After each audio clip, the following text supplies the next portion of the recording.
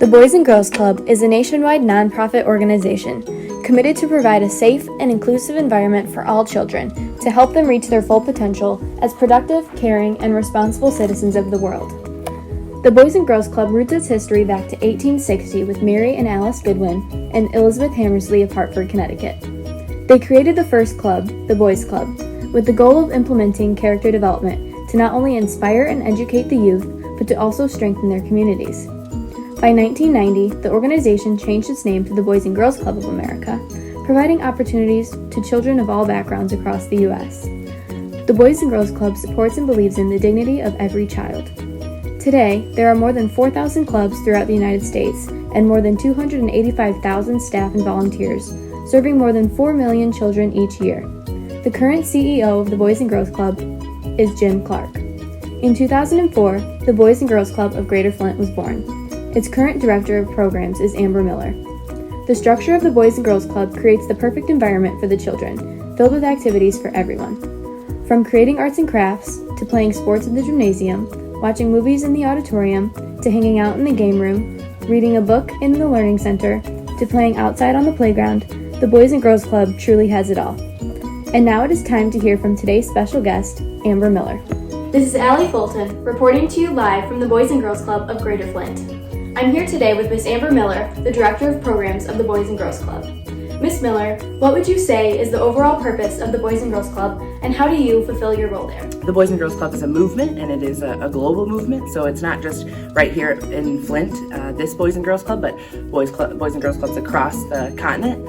We all have the same mission, vision, and values, and our purpose really is to provide a safe place for young people to be and to grow and to become whatever it is that they desire to become. My purpose is, one, to spread the message so that people do know Boys and Girls Club and what we're about and why we're here, but also to be that consistent person that really provides whatever it is that kids need at whatever point in which they need it. Thank you so much for being here with us today, Ms. Miller, and thank you so much for all that you do to help make our community a better place.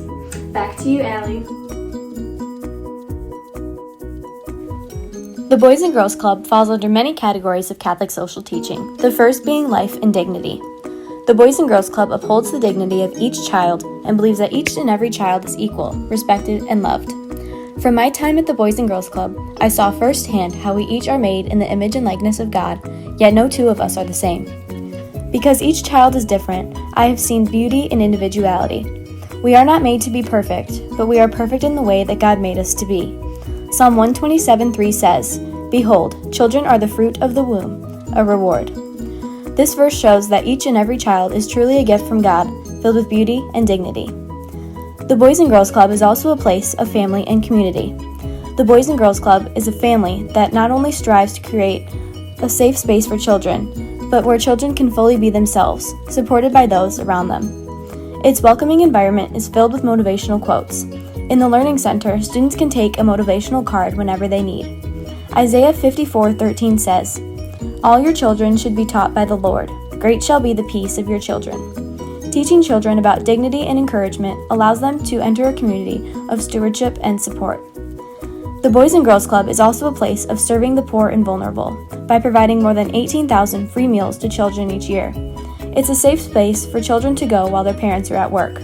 Deuteronomy 15:11 says, "Open wide your hands to your brother, to the needy and poor in your land." As Pope John Paul II once said, "This is solidarity, committing oneself to the common good."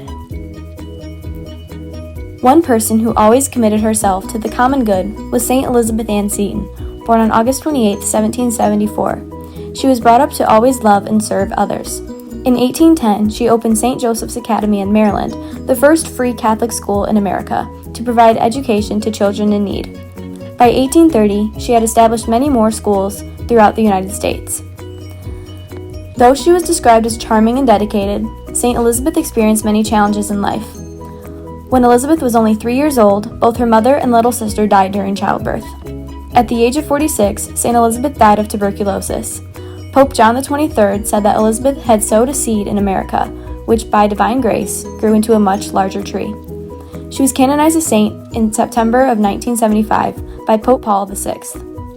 Elizabeth Ann Seton is the patron saint of Catholic schools. She lived her life dedicated to loving those around her. Elizabeth Ann Seton would be an excellent patron saint for the Boys and Girls Club because, like the Boys and Girls Club, she dedicated her life by helping children grow in education and virtue. Because the Boys and Girls Club is a nonprofit organization, it relies on the donations of others to provide the children with what they need. After learning about St. Elizabeth Ann Seton, I thought of creating a book drive to promote more reading and to implement both literacy and education to the children. After the book drive, we were able to donate more than 100 books for the children to enjoy.